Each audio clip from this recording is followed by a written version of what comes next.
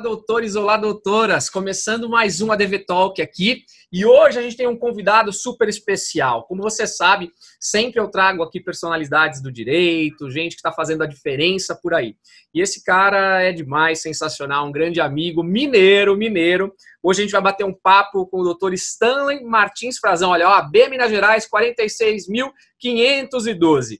O Stanley, que é advogado, gestor do Homero Costa Advogados, escritório centenário e mais de 100 anos de advocacia, mestrado em Direito Empresarial, presidente da Comissão de Sociedades de Advogados da OAB Minas Gerais, membro da Comissão Nacional de Sociedade de Advogados do Conselho Federal da OAB, diretor executivo do CESA, o Centro de Sociedades de Advogados.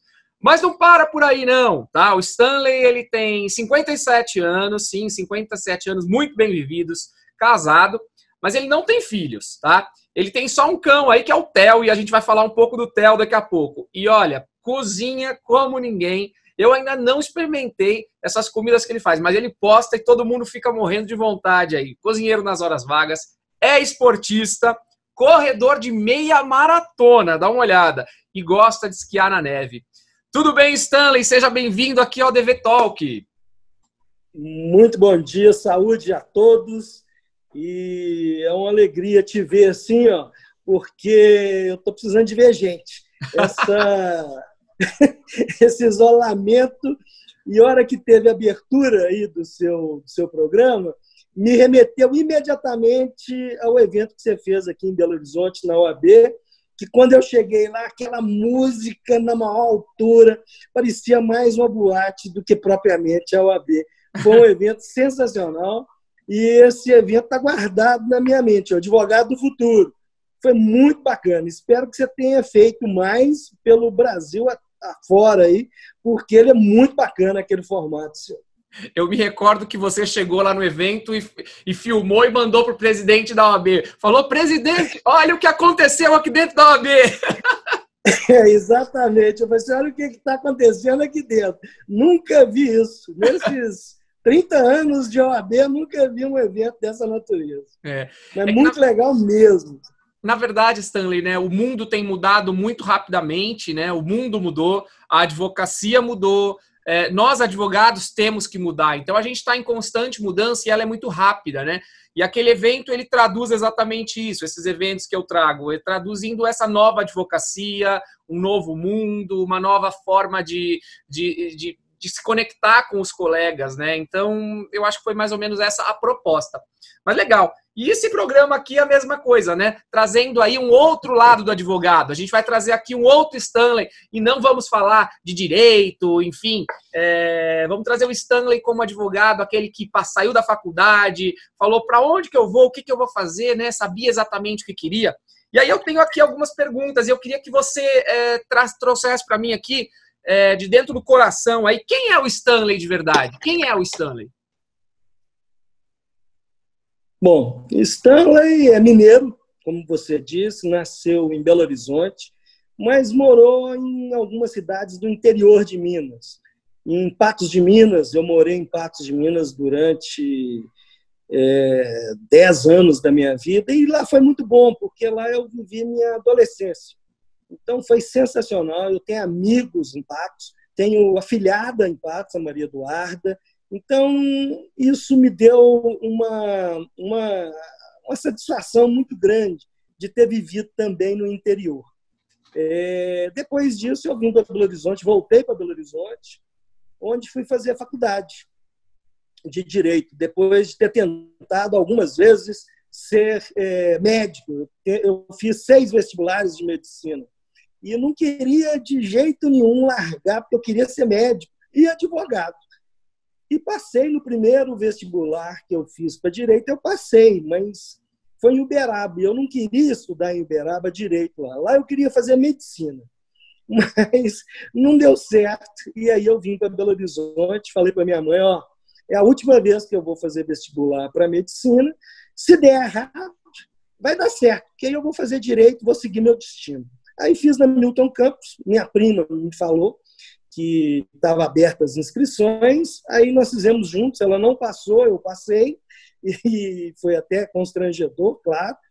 E aí eu fiz vestibular e com isso a faculdade foi existindo na minha vida.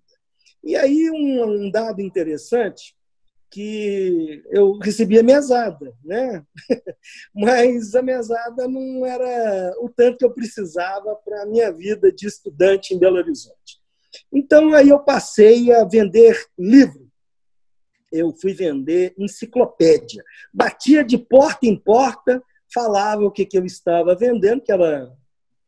Eu acho que nem existe mais. Era a Delta Larousse, Delta Júnior, Sim, que era concorrente da Barça.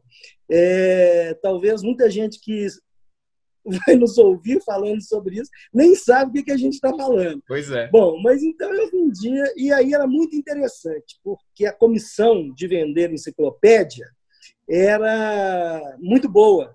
Vender papel era muito boa. Então, eu trabalhava uma semana a cada 2 meses, porque o dinheiro que eu fazia dava para me virar tranquilamente aí 2, 3 meses. Então, foi muito legal viver isso. E aí, depois, eu comecei a fazer estágio. Primeiro na área pública, que foi justamente no PROCON. O PROCON estava começando a existir, não tinha qualquer tipo de moral, sabe? A gente ligava, que PROCON o quê? Vai caçar PROCON na feira, né? Não tem nada disso. Bom, mas a verdade é que hoje o PROCON a gente sabe que é outra instituição. Cresceu, né? E traz muito, e faz muito bem para muitas pessoas aí, e é capaz disso. Aí depois da área pública eu vim para a área do direito propriamente, em escritórios de advocacia. E eu entrei aqui em 86, foi o único escritório que eu advoguei, faltando 1 ano antes de formar, e depois de formado eu fiquei no escritório, fui convidado a ficar no escritório, convidado a ser sócio, coordenador de departamento, até que eu virei o gestor do escritório e hoje sou o gestor do Homero Costa Advogados. Então, minha trajetória, bem resumida, foi essa. Legal, olha, eu já tenho 2 perguntas aqui para te fazer com o que você me disse, né? A primeira coisa, hoje você se sente talvez frustrado por não ter entrado na medicina ou você se sente realizado por estar no direito? São 2 coisas. Eu me sinto feliz de não ter feito medicina, ótimo, porque eu tenho amigos que são médicos e eu não queria a vida deles. Entendi. E sou muito feliz também de ser advogado. Eu tenho paixão pela advocacia, me sinto muito bem realizando o que eu faço como gestor, como coordenador, como ex-estagiário e hoje gestor do escritório, como integrante da Ordem dos Advogados do Brasil. Eu presido a Comissão de Sociedades de Advogados da OAB de Minas Gerais há 15 anos. Então, isso me dá uma velocidade no tratamento do assunto de reportar imediatamente. Então, isso ajuda os advogados, as sociedades de advogados. Legal. Eu sou muito feliz com isso. Que ótimo, bom saber isso. Agora, uma outra colocação tua muito importante foi o fato de você ter só advogado no Homero Costa, né? Eu também, quando me formei, eu montei o meu próprio escritório e confesso que nunca trabalhei em outro escritório. E eu vejo isso de forma positiva, né? Mas hoje eu percebo que os jovens, eles pulam de galho em galho, né? Eles fazem trabalho aqui, trabalho ali, fica 1 mês, 2 meses, 6 meses em um ano em outro. É bem diferente essa história tua da que a gente vê hoje em dia, e até da minha história. O que você diz dessa experiência de estar num único lugar? Olha, é um casamento perfeito, eu diria. Foi um casamento perfeito. Isso de ficar pulando de escritório em escritório ou de órgãos em órgãos pode até ser uma realidade, pode ser até bom, de certo modo. Eu não sei falar sobre isso, porque eu não vivi essa experiência. Mas eu já recebi estagiários de outros escritórios. E eu prefiro os meus defeitos que os dos outros. Então, se o estagiário entra aqui, fica aqui até virar advogado aqui, eu prefiro. Entendi, que legal, show. Me fala uma coisa, vamos falar de erros, né? Qual erro você acredita que seja o número 1 de quem está começando na área do direito, do advogado que está começando? Qual é o erro número 1? E talvez até qual foi o seu erro, se é que você errou? Não, errar a gente erra sempre, né? Isso não tem nem que ver, mas eu te falo o seguinte, o grande erro é achar que formou e que é capaz de fazer tudo, que é capaz de simplesmente resolver todos os problemas. As limitações, e essas limitações a gente tem que reconhecer. Todos nós somos limitados e vamos ser limitados até os nossos últimos dias. Não adianta você ter uma ciência que você estudou e achar que vai resolver. Por exemplo, ontem, numa live que eu fiz da Fora Legal, nós tratamos exatamente sobre a substituição do advogado, aspas, pelas law-techs. E a gente sabe que isso não acontece, ou não deve acontecer.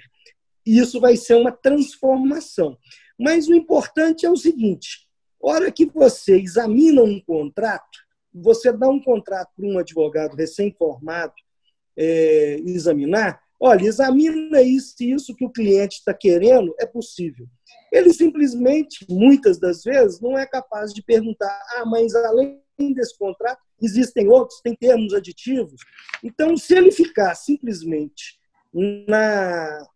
na recepção daquilo que você diz e não pergunta, não se interage, o risco dele fazer uma coisa errada existe. Por quê? Porque pode haver um termo aditivo, ou um contrato anterior, ou uma relação que foi tratada numa ata notarial, vamos imaginar, que não está ali. E aí ele pode dar um parecer equivocado.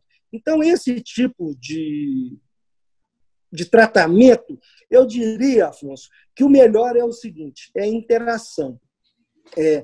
Não acredite que você é capaz de fazer sozinho, porque ninguém faz nada sozinho. Então, a hora que você recebe um trabalho, e isso é o erro que eu vejo como que mais acontece. A hora que você recebe um trabalho, não é simplesmente pegar o trabalho, colocar debaixo do braço e ir para sua sala fazer, ou receber o e-mail e tratar no seu computador. Pergunte. Pergunte tudo o que você tenha dúvida no decorrer do trabalho ou antes, porque isso pode fortalecer exatamente o seu parecer e pode evitar erros. Na verdade, Stanley, eu acho que você está certíssimo. Perguntar é a coisa mais importante. Mas eu vejo que os jovens advogados eles têm muito medo de perguntar, né? Porque ele se sente, poxa, se eu perguntar, talvez eu vou demonstrar que eu não sei. Você, quando tem aí essa experiência dos jovens advogados que perguntam, para você isso é positivo? Você encara isso de forma positiva? É importante para quem entrega o trabalho esclarecer.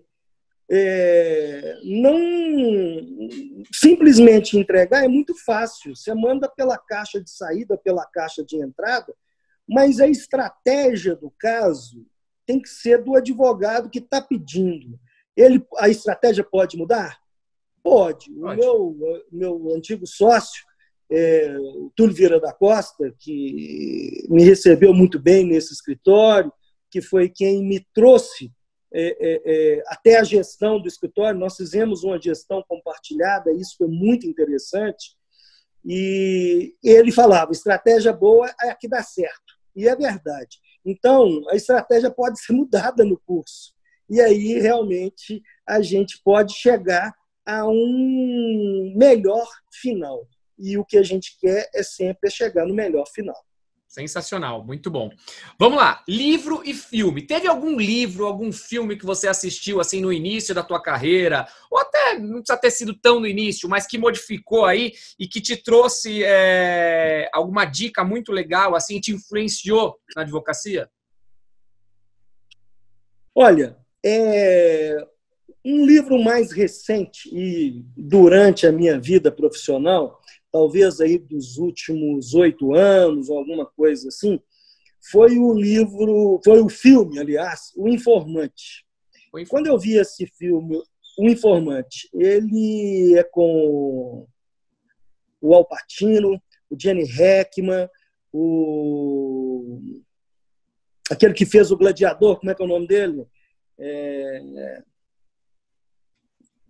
Eu esqueci o nome dele agora, e é o ator principal do filme. Certo. Enfim, esse que eu não lembrei o nome, que fez o Gladiador, ele trabalha numa empresa de cigarro, ele sai da empresa de cigarro e assina um termo de sigilo. Ao assinar esse termo de sigilo, o Al Pacino, que trabalhava numa empresa de televisão, a CBS, vai atrás dele e quer descobrir tudo da indústria do cigarro.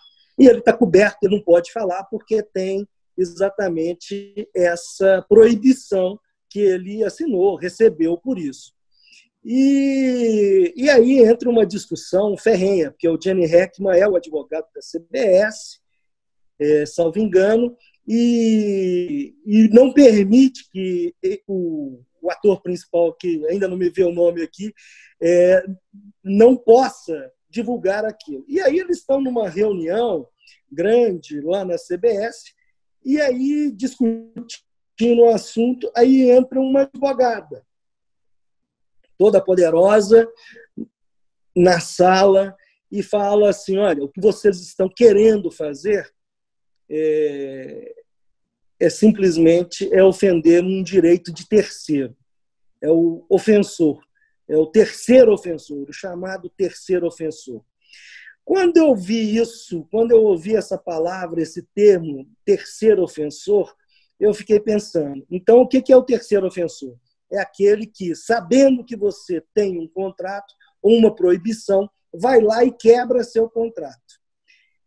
Então eu assisti esse filme, comprei o DVD e assisti mais algumas vezes para poder justamente entender aquilo, aonde que eu ia trabalhar. E aí eu fui trabalhar isso em sociedades de advogados, e aí eu escrevi em conjunto com um colega meu aqui do escritório, na época, o Henrique, um artigo sobre o terceiro ofensor e as sociedades de advogados. Por quê? A gente sabe muito bem que o cliente não é nosso. O cliente é dono dele mesmo. Não tem como ser diferente. Mas, se você tem um advogado, um sócio, que amanhã sai do seu escritório e procura aquele cliente, ele, numa cláusula de não competição, ele sabe exatamente que ele não pode ofender aquele contrato. Se ele ofender aquele contrato, ele vai pagar a multa que está estabelecida em contrato ou está estabelecida no próprio Código Civil. E, com isso, esse filme me chegou assim, num grau de... Por quê? Porque eu trabalho muito com sociedades de advogados. E ele me trouxe esse insight para eu poder desenvolver esse artigo. Então, gostei demais. Agora, um livro que me chamou muita atenção, não para a advocacia propriamente dita, mas para a culinária, que eu gosto também, é Nem Só de Caviar Vive o Homem, do J.M. Simpson. J.M. Simpson. Eu li esse livro a primeira vez, eu tinha 13 anos de idade, na época era um livro de 700 e poucas páginas, hoje ele está reduzido, mas está reduzido ele, naquele formato de bolso. E esse livro é muito interessante, ele conta a história de um americano que foi confundido como um espião, e ao ser confundido como um espião, ele acabou trabalhando durante a Guerra Fria para a França, Estados Unidos, Japão, Rússia, e ele saía de todas as enrascadas cozinhando. Então, o livro é recheado de receitas e é muito bacana esse livro. Nem Só de Caviar Vive o Homem. J.M. Simpson. Sensacional, duas dicas assim muito boas. Esse livro segundo vou comprar, que eu quero ter, e o primeiro filme quero assistir. Mas você consegue compartilhar esse artigo conosco? Sim, consigo. Bom, então depois você me passa. Ele está publicado. E a gente coloca aqui embaixo, para que vocês que estão assistindo acessem aqui embaixo. Então a gente coloca o link ou o texto completo aqui embaixo para que vocês acessem e conheçam um pouco desse conteúdo bacana. Esse artigo está veiculado no site do Migalhas. Então, se bater lá, se me procurar lá, Stanley Martins Frazão, o terceiro ofensor, esse artigo está publicado lá. Está publicado também, salvo engano, no César, numa versão mais compilada, mas no Migalhas ele está lá. Legal. Não, sensacional. Vamos lá, mais uma pergunta aqui. Se você fosse dar uma dica para alguém que está começando hoje no direito, qual dica você daria? Olha, a primeira dica não pode ser só uma. A primeira dica é conhecer a legislação que nos rege. O Código de Ética, a Lei 8.906, que é o Estatuto, os provimentos da OAB. É muito importante que o profissional tenha essa visão da legislação da OAB para evitar de ser um brilhante advogado e, na frente, fazer bobagem, anunciar de forma proibida, fazer publicações de formas indevidas.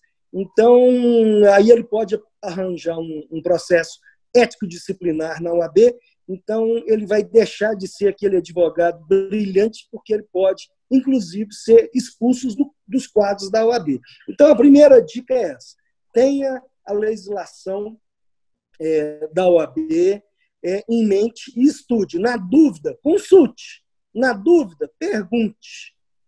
Segunda dica: tem que estudar todo dia, tem que ficar atento, porque a cada dia pode surgir algum precedente nos tribunais que possa fazer diferença na vida não sua, mas do seu cliente. Então, tem que estudar, não pode ser simplesmente o Ctrl+C, Ctrl+V, Ctrl+C. O cola e copia não dá certo. Estude, tenha sempre o amor naquilo que você está fazendo, porque pode dar errado se você fizer diferente. Show, sensacional. Agora vamos falar um pouquinho de uma outra vertente dentro do direito, né? O sonho de muita gente é partir para a vida pública. Você, por acaso, já teve essa ideia? Não, nunca. Eu nunca fiz um concurso público na minha vida, nunca quis entrar, nunca quis ter carteira assinada. Eu sempre, por isso que eu fui vender livro, falei lá atrás, porque eu fazia meu salário. Esse negócio de ter o salário ali contado não dá certo. Então, eu nunca quis ser do serviço público. Respeito quem está no serviço público, os advogados públicos, juízes, dentre outros, mas, assim, eu nunca gostei. E algumas vezes, alguns colegas me sugestionaram que eu pleiteasse o quinto da advocacia nos tribunais. Eu falei, de jeito nenhum, quero ser advogado, e eu quero ser advogado até o fim da minha vida. E muito interessante lembrar disso, porque logo no meu início de carreira, quando eu me formei, bem dizer, eu assessorava um desembargador também no Tribunal de Justiça de Minas Gerais, mas de forma bem informal. Ele me dava as pesquisas, eu fazia as pesquisas, até que um dia ele chegou e virou para mim e falou assim: Stanley, você não pode ficar desse jeito me dando essas informações, prestando essas informações de modo gratuito, não. Vamos fazer o seguinte, eu vou te nomear meu assessor aqui no tribunal. Eu falei, opa, acabou a brincadeira. Isso eu não quero, não. Depois vai que eu gosto disso e fica aqui, eu não quero isso, não. Eu quero ser só advogado. Nesse tempo, aí eu me desliguei, deixei de prestar essas informações que eu fazia para ele com todo amor e carinho, e isso me fez crescer também, né? Lógico, que eu discutia às vezes com ele algumas coisas. Esse desembargador foi uma pessoa também muito boa. Ele já é falecido, é o Hugo Bentson. Ele foi presidente do Tribunal de Justiça depois, eu sou amigo da família, então é uma pessoa que me deixou uma boa experiência. Que legal, que história bonita, né? É isso aí, colecionando histórias. E vamos falar um pouquinho da advocacia agora, das mudanças, né? Você, se não me engano, acho que se formou em 1987, é isso, mais ou menos? Uhum. 1987. De lá para cá, você considera que a advocacia mudou? Se você considera que mudou, para melhor ou para pior, o que você enxerga desse cenário que nós temos hoje? 1.300.000 advogados. Nessa trajetória da advocacia, e na qual eu passei nos últimos 33 anos, eu já vi a advocacia mudar algumas vezes, Afonso. Já vi mudar algumas vezes, eu já vi mudar quando mudou a parte da terceirização, vi o retrocesso disso, vi a entrada de computadores no escritório, nos escritórios, vi a tecnologia entrando no escritório, vi nascer os consultores para escritórios de advocacia, muita gente, vi essa nova fase aí dos coaches que nasceram para poder também trazer algumas luzes para a advocacia, e vi também o processo propriamente dito mudar. E mudar porque eu me formei, e você também acredito que se formou, ao tempo do Código de 73. Então, nós tivemos um novo Código de Processo Civil, um novo Código Civil, que mudou alguma coisa na nossa vida como advogado, sim, e dos nossos clientes. Vi mudando os estagiários, que os estagiários, dentro de um comprometimento, os anteriores eram mais comprometidos, os de hoje, eles pensam, talvez, numa advocacia diferente, então eles, às vezes, não todos, claro, mas eu vejo que alguns se perdem nos estágios. Ficam pouco, às vezes, nos estágios, e talvez seja por isso, porque ainda não se encontrou. Mas vi também a advocacia mudando no que diz respeito ao próprio respeito da advocacia. A gente sabe muito bem que a OAB continua sendo uma das instituições mais respeitadas do Brasil. E isso é muito bom para nós, porque isso representa realmente a diferença e a responsabilidade que todos nós temos de levar a advocacia à frente. Se é bom ou se é ruim, eu acho que tudo tem um lado bom e ruim. Eu acho que tem que ter o equilíbrio. E esse equilíbrio, eu acho que a gente está conseguindo trazer em todos esses anos. Perfeito. Legal. Muito legal a tua visão. E vamos falar um pouquinho dessa mudança que a gente tem agora relacionada a marketing jurídico digital, né? Hoje em dia muito se fala sobre essa questão. Nós temos até o Conselho Federal fazendo uma consulta pública, né, para alteração do provimento nesse sentido, o que eu particularmente acho interessante, porque vai dar um norte para a advocacia que às vezes hoje se sente um pouco perdida, porque os TEDs de diferentes estados decidem de forma diferente, enfim. Como você enxerga essa questão do digital na advocacia, na questão de marketing? Tem alguma colocação importante? Olha, Afonso, eu falei isso lá atrás. Conheça a legislação da OAB para que você não cometa nenhum equívoco, nenhum erro e possa sofrer um processo ético disciplinar. Bom, o Código de Ética, ele é recentíssimo, salvo engano, ele é de 2015, e o relator dele foi o Paulo Medina, o professor Paulo Medina, mineiro também, de Juiz de Fora, e ele cruzou o Brasil e foi capaz de trazer um código de ética que foi discutido nacionalmente. Muito bem, esse código de ética que foi discutido nacionalmente, ele entendeu que o provimento 94, que é o que trata da publicidade, não precisaria ser alterado, modificado. Então, nós estamos com uma visão de 2015 para 2018, e depois de 18 até 21. Eu estou falando exatamente das eleições da OAB. Então, entrou a nova gestão da OAB e, por movimentos, salvo engano, inclusive também pela jovem advocacia, que é pujante, que é a maior, esse assunto reviveu. E, ao reviver, a gente tem exatamente essa questão que você colocou, que os TEDs, que são os tribunais de éticas de cada estado da federação, às vezes têm pensamentos diferentes ou julgam de forma diferente. Muito bem. O que é importante a gente ter em mente é que, como diz o Alexandre, que é uma pessoa da área de marketing, Alexandre Mota, ele fala que, se a gente examinar, tem mais de 60 tipos de publicidade que você pode fazer de modo bastante equilibrado e ético. A Juliana, que até escreveu um livro recentemente, Juliana Pacheco, ela traz no livro dela, ela foi muito feliz.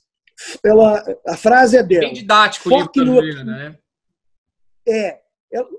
A frase dela é fantástica. Foque no que é permitido.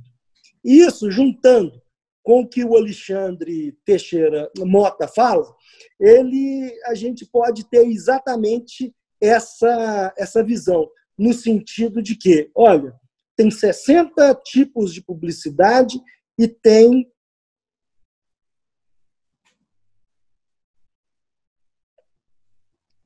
o seu nelas, elas que você vai fazer o que tem que ser feito. Eu falo isso para poder, justamente com a fala do Alexandre Mota, falar assim, você já cumpriu, você já fez essas 60, por que você quer a 61ª ou segunda forma de fazer? Você não está fazendo nem as que são permitidas.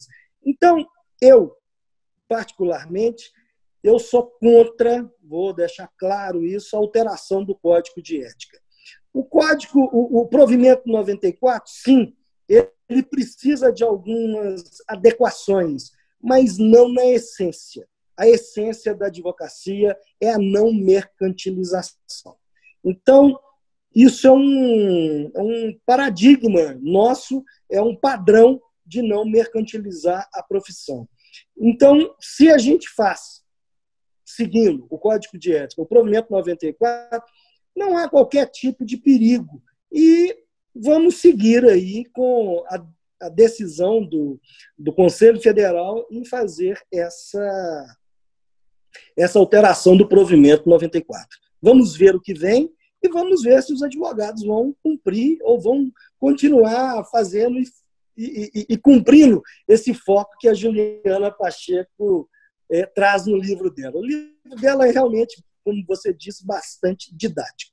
Sim, muito bom mesmo. Um beijo para a Juliana, para o Alexandre Mota, Alexandre Teixeira, né?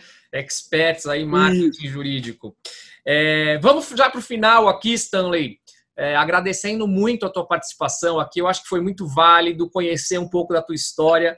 Eu acho que você é um advogado muito conhecido no Brasil todo, né? Admirado, reconhecido.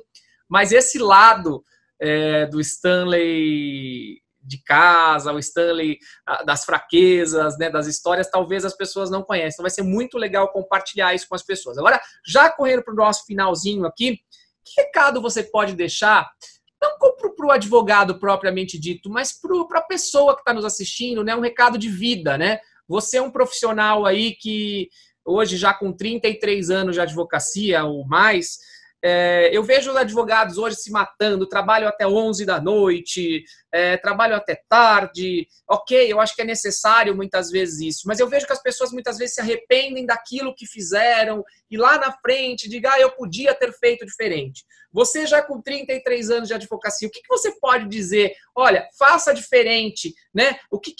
Que dica assim, de vida você pode trazer aqui para os nossos telespectadores? Olha, a dica que eu sigo é a seguinte, tudo meu é agendado. Se tiver na minha agenda, eu cumpro. Então, assim, eu me eduquei dessa forma.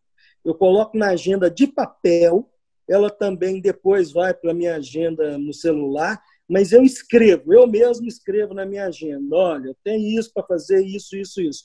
Se você tiver uma agenda, você vai cumprir exatamente aquilo. Se você não cumpre, No dia seguinte ficou pendente, você vai cumprir no outro dia. E aí você vai se educar. Então, é disciplina. Você tem que ser disciplinado, tem que ter o foco, porque senão dá errado. Se não tiver disciplina, dá errado. E muitas vezes, né, Stanley, quando a pessoa se organiza com a agenda, ela consegue fazer com que o dia renda muito mais. E aí não há necessidade de ficar extrapolando jornada, né? Exatamente. E isso, o tal do home office agora, que me perdoe quem goste, eu não gosto, eu não dou conta, eu não fui criado em home office, então eu, de alguma forma, eu preciso me disciplinar com isso. Mas o home office, ele vai dar para nós todos agora, porque está todo mundo em home office, a garantia de que a produtividade não caia. Então, isso é muito importante. Tem um estudo da Stanford, salvo engano, que fala que quem está trabalhando em home office rende 13% mais. Eu quero ver isso, se isso é verdade. Então, vamos em frente com esse home office e eu espero que realmente, se isso funcionar para todos, quem sabe a gente mude mais uma vez a advocacia. Vamos ter uma sala só para atender um cliente na hora que precisar de ser pessoal. Do contrário, todo mundo nas suas casas trabalhando. Mas a disciplina e o foco é importantíssimo. Que legal, que bom. Obrigado. E a determinação, né? E a determinação, porque se não tiver determinação também, não vai. Nem com medo e nem sem medo. Não vai, né, É isso mesmo. Stanley, obrigado. Olha, não tenho palavras para agradecer aí essa dedicação tua, ter aberto um espaço na tua agenda para me atender aqui, para a gente fazer essa gravação e que essa nossa entrevista aqui possa ajudar e clarear a vida de muitos advogados aí daqui para frente, tá bom? Obrigado, um forte abraço virtual, né? Forte abraço. Não é pessoal. Isso aí. Um e a gente forte abraço, fala. querido. Tchau, tchau. Obrigado pelo convite. Obrigado você.